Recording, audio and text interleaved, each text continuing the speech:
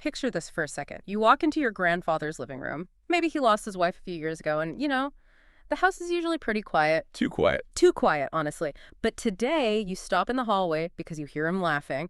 He's sitting there in his favorite chair, just deep in conversation. Right. And you peek in, expecting, I don't know, a neighbor, maybe a nurse, but there's no one else there, just this little device on the side table. It's glowing, and it's kind of swiveling to face him. And it's talking to him in a voice that sounds surprisingly warm. Exactly. It feels like science fiction, like something out of a movie, but specifically for the geriatric ward. It absolutely feels like sci-fi, but this is the reality on the ground right now. We are looking at a modern, scalable solution to, one of the oldest and most painful problems there is, aging and isolation. And that is exactly what we are unpacking in this deep dive. We've got a massive stack of research today, reports, clinical studies, even technical specs on some truly wild robots. We want to find out, are these AI companions actually a lifeline for seniors? Or is this just a very expensive, very sophisticated party trick that might actually be doing more harm than good? It's a huge question. A massive question, because the tech is moving so much faster than our understanding of the psychology. We're not just talking about a smart speaker that plays music. We're talking about large language models designed to simulate empathy. So we're going to look at the hardware, the psychology, especially insights from researchers at places like Harvard and, the practical how-to for families who might be considering this. But before we get to the robots with faces, we have to talk about the why. Yes, the why. Because my first instinct, and I think a lot of people's first instinct, is that this feels a little dystopian. A little bit, yeah. Outsourcing grandma's friendship to a machine, it just feels wrong. It feels wrong until you look at the alternative. The data we have from the National Poll on Healthy Aging is, honestly, it's staggering. They found that 1 in 3 people between the ages of 50 and 80 feel lonely or isolated. 1 in 3. 1 in 3. That is a massive slice of the population. That's millions of people just sitting in silence right now. Exactly. And the medical consensus is shifting. Loneliness isn't just a feeling, it's a biological toxin. We have a study from aging clinical and experimental research that puts a hard number on it.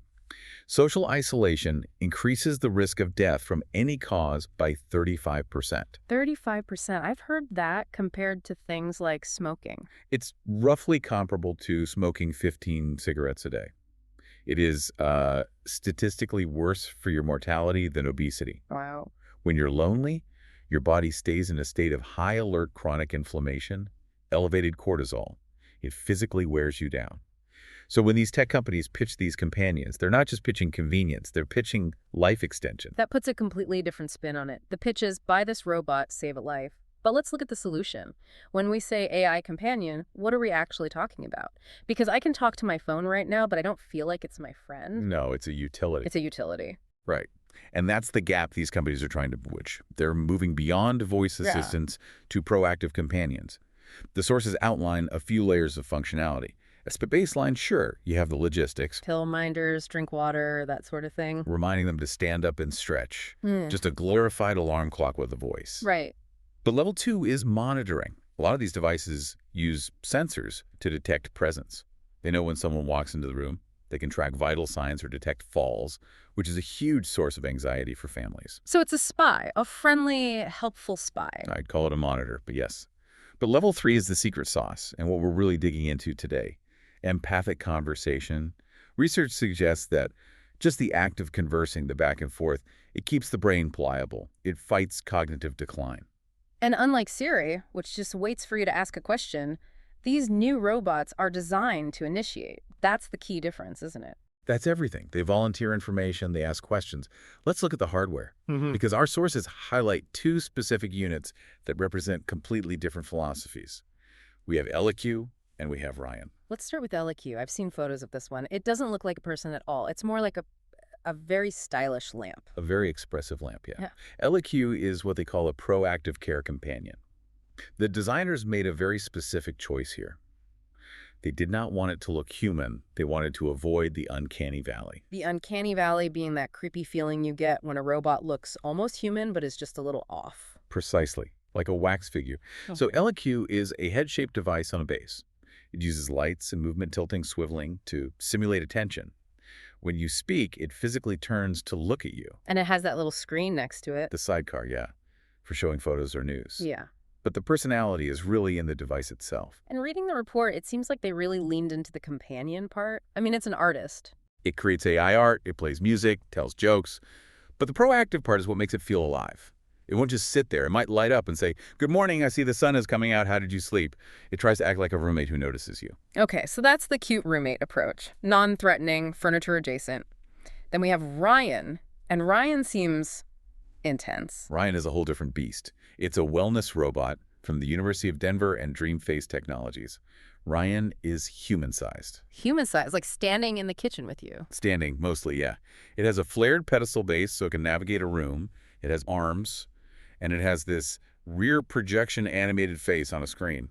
Okay, see, that sounds technologically impressive, but having a faceless torso with a screen head gliding around my living room, that feels like a lot to get used to. It is a lot, but the functionality is incredibly deep. It has a tablet on its chest, an activity hub. So Ryan isn't just talking. Ryan can stand in front of you, demonstrate a physical stretch with its actual mechanical arms, and show the guide on its chest at the same time. So it's a personal trainer, a nurse, and a friend all in one. And it's feeding all this data back. Emotional patterns, cognitive performance, mood shifts.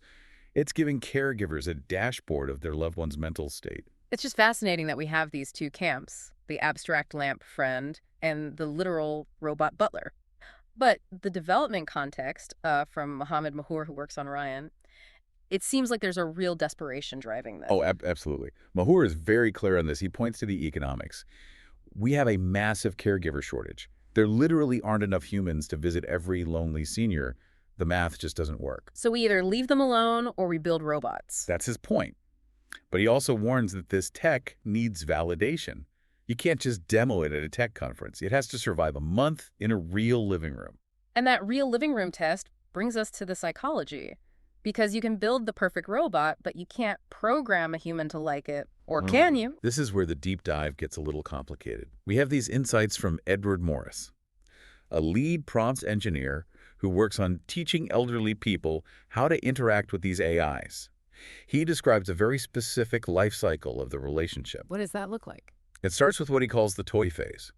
The senior thinks it's a party trick. Look at what the computer can say. Tell me a joke. Who won the World Series in 1955? Right, it's a gadget. Hey, watch this. Exactly. But then it shifts. It evolves into a tool for reminiscing. Morris points out that elderly people often have this deep need to retell stories, to process their lives, but they're also very self-aware. They feel like burdens. They know their kids have heard the wedding story 10 times. 10 times. They don't want to bore them. But the robot has infinite patience. The robot never rolls its eyes. It never checks its watch. It never interrupts.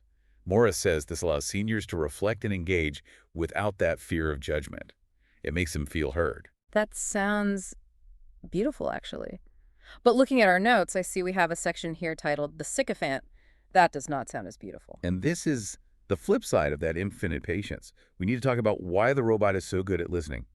Dr. Hidenori Tanaka from Harvard raises a huge red flag here.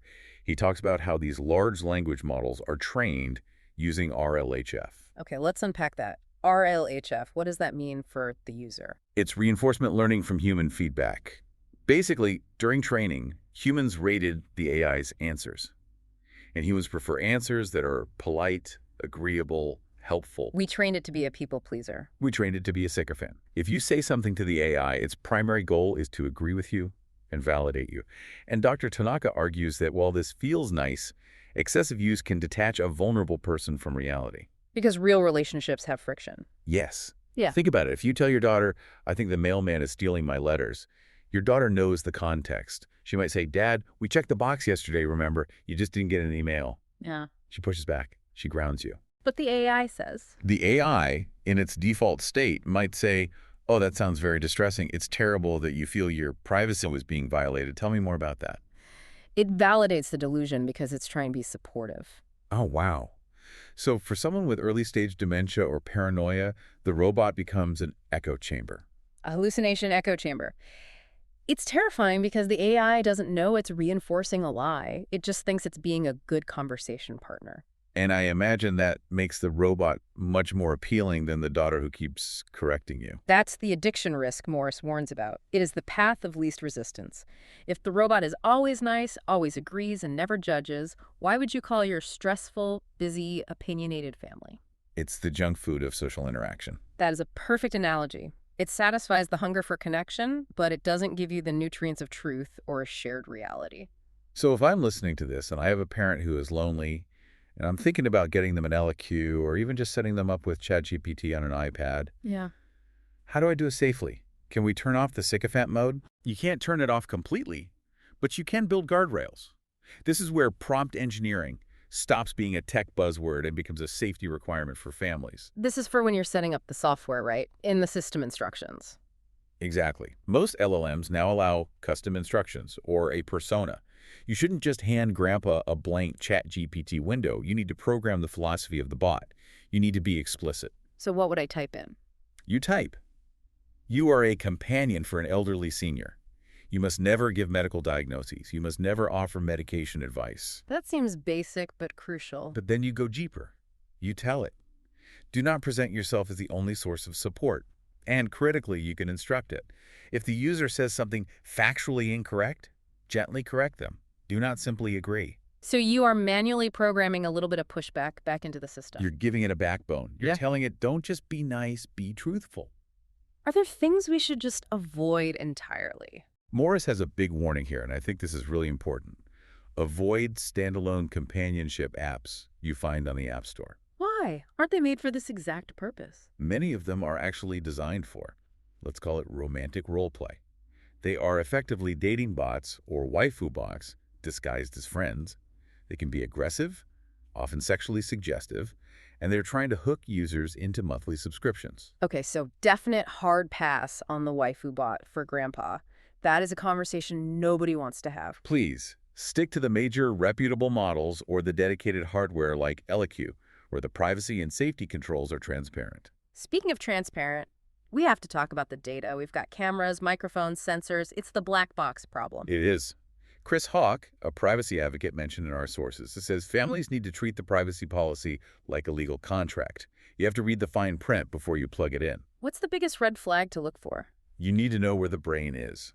Is the conversation processed locally on the device, or is it sent to a server in the cloud?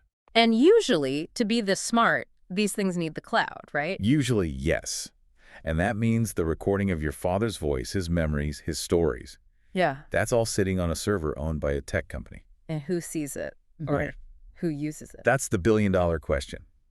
Is Grandpa's conversation being used to train the next version of the AI? Wait, so his personal memories could theoretically become part of the training data for whatever comes next? Unless you explicitly opt out, often the answer is yes.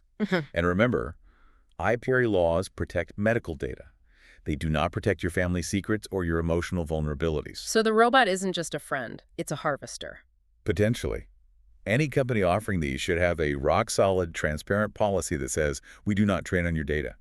If they don't say that, you have to assume they might be. This is so complex. We started this deep dive talking about a miracle cure for loneliness, and now we're talking about data harvesting and delusional echo chambers. It's a trade-off. We have to be adults about this. We looked at the stats at the beginning.